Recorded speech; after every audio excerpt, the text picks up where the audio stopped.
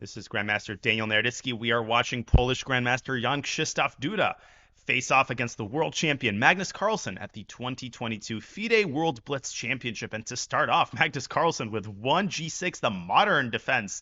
And he follows up with d6. This is considered a rather dubious opening, and it's often played by players who want to ensure that they achieve winning chances with the black pieces. Carlsen, of course, in blitz games, he tries to win every game. He is full of opening ideas, and we already have an entertaining battle here as the knight comes out from b8 to c6, attacking the pawn on d4, and Jan-Krzysztof is probably going to secure the pawn. Yes, he does. He plays the move c3, a nice setup chosen by the Polish GM as his bishop on d3 guards e4, and he's got the pawn chain guarding the d4 pawn. Carlsen castles both sides, castling kingside here. And let's see how Jan-Krzysztof is going to develop his remaining pieces. First, he plays the move h3, preventing black's bishop from developing to the active g4 square. And Carlsen counteracts white's center by playing e5 himself, a trade by Duda. So Duda handling this very quietly. He's getting a nice positional type of situation here.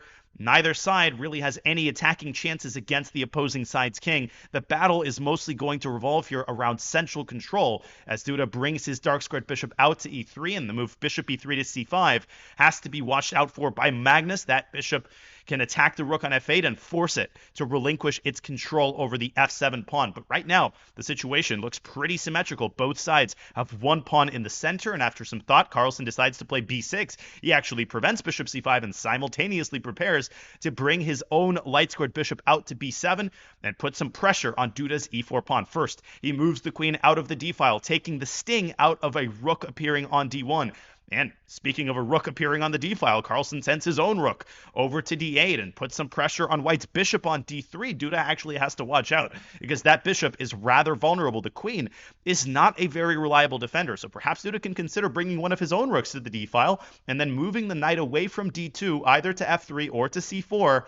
The position, though, is pretty much balanced here. I think it's equal, and Jan-Krzysztof really didn't handle that opening all that ambitiously as Carlsen grabs some space on the queen side. This is a very typical move, and these symmetrical structures, space control and space advantages are important in these quiet situations. a7, a5 by Carlsen as he has built up a 30-second time advantage. Duda just doesn't seem all that happy with how he's handled his opening, but right now, Jan-Krzysztof has to decide where he wants to put his d2 knight. I like the look of knight f3, maybe put a little bit more heat onto the e5 pawn, but whatever he does, he's got to decide it fast. He's down 45 seconds on the clock, and he can also meet black at the top with a2, a4.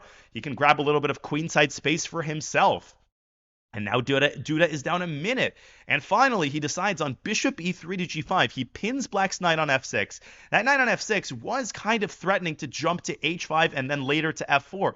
A very annoying maneuver in a lot of these positions. h6 by Magnus forcing the bishop to decide. Duda drops his bishop back to h4, and Carlsen could continue kingside expansion with g5. But of course, that move comes with tremendous risks because it weakens the f5 square. And white's knight is not all that far away from f5. It can drop back to f1 and then forward again to e3. So both the d5 square and the f5 square are very, very important. Black has to supervise those squares carefully with his pieces and pawns. And Duda now does play the move a4. So both sides grabbing a chunk of the queen side for themselves.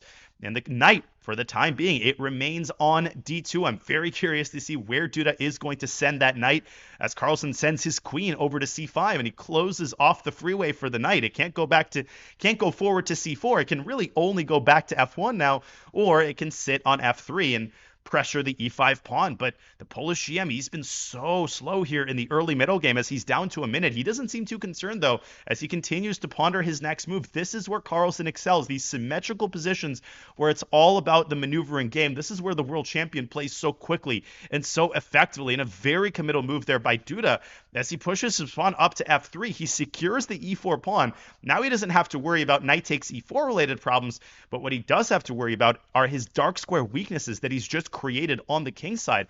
That knight from f6 really wants to sink its teeth into f4, or maybe later even to the g3 square, which has been weakened by white's last move. But f3 has gotten the world champion thinking.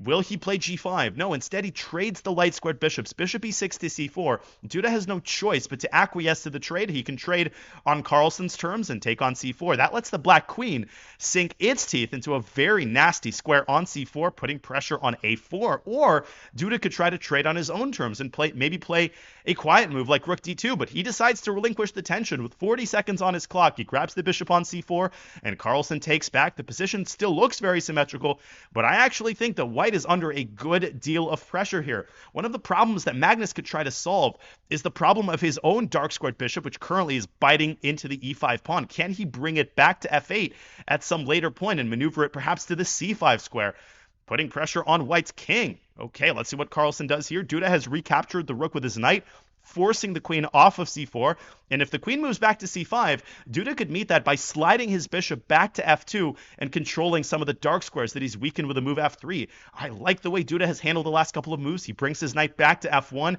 That was the first time the knight had moved in right around 15 moves, so very patient play by the Polish GM, and the knight circles around to e3, and it almost looks like Duda is maybe perhaps even slightly better now. That knight is very close to reaching the promised land on d5, and Duda could capture the knight on f6 and then play the move knight d5.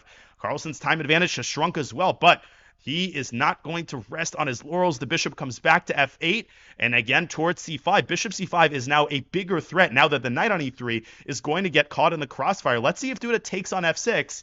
The downside of taking the knight is that his dark squares on the king side will be even weaker with no dark squared bishop to defend them. And the knight comes to d5 immediately. What a move by Duda. You can't take that knight, because the rook on d8 is going to be hanging and Carlsen is going to lose in exchange. Now, he doesn't have to lose material. He can play the move g5. He can throw in a check on c5 first. Now, let's see if Magnus is going to play this position for a win, or is he going to try to bail things out by trading as many pieces as possible? Duda down to 15 seconds. That makes it a lot more tempting for the world champion to do something risky, but he is not one to take unnecessary, undue risk. He likes to play it solid, and he likes to put pressure over the course of many, many moves. The bishop comes out to c5, 6 seconds for Duda as he slides his king over to h1, and there's that g5 move by Magnus. Jan-Krzysztof has got to move. 5 seconds on the clock as he takes on f6, and he's going to drop his bishop back probably to f2 with 3 seconds. No, he brings it back to e1, and the position remains very balanced. But Carlsen is going to try to tighten the screws. He grabs control of the d file. Oh, and that is a big deal. Duda has allowed Magnus to get control of the only open file on the board. The rook can't come to d1, and Carlsen is starting to push his opponent around and cycling his queen into d3, chiseling his way into white's position. The queens are off the board, and Carlsen is putting pressure on Duda's queen side. The pawns are traded on a5, h4 by Duda, trying to clear off as much space as possible. His pieces are pushed all the way to the back row, and Carlsen continues to tighten the screws. But c4 by Duda, a great move as he attacks the a5 pawn with his bishop, and 2 seconds on the clock as he moves his rook away from a1 to c1. He does not blunder that rook. Let's see what Carlsen does. He can play rook a3, and the pawns on the a file are both going to get liquidated, and that is exactly what happens. Carlsen's going to take on a4, and now he's going to set his sights on Duda's c4 pawn. White's rook is currently completely tied down to its protection, and Carlsen trying to dislodge the rook from the c-file. Duda with 2 seconds again as he moves his rook up to c3, and Carlsen now threatening checkmate on a1. Duda has to run with his king, bishop g3, threatening mate on a1 again, and Duda's going to lose the h4 pawn. He is going to lose the h4 pawn. Which way is Carlsen going to capture it? He captures it with a pawn, and the bishop on g3 is an absolute monster, moves it back to f4. Relentless pressure by the world champion. Rook c2 by Duda. He's still staying alive. Bishop e3 check. That bishop has made so many moves. It's time to go to retirement, and Carlsen hesitating there as he plays rook a1. He still has mate threats against Duda's king. Bishop d8. Jan-Krzysztof using his bishop to clear space for his king, but h5, what a move! Oh, Carlsen springs the mating trap. He sprung the mating net. Rook h1 was a mate threat, forcing Duda to give up yet another one of his pawns, but now it's all over. Carlsen, he's got 2 extra pawns on the king side, and both of them are defended. Or is it over? With 8 seconds, he showed some signs of nervousness there.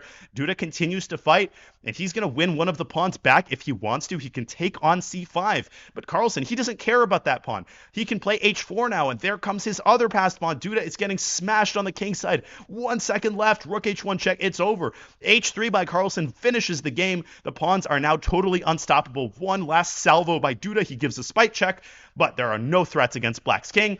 He can take on f6, but the king calmly drops back to g7. And what a great positional game by the world champion. Relentless pressure all the way from the start to the end. And if you enjoyed this video, make sure to click the link in the playlist for more of these videos. Thank you so much for watching.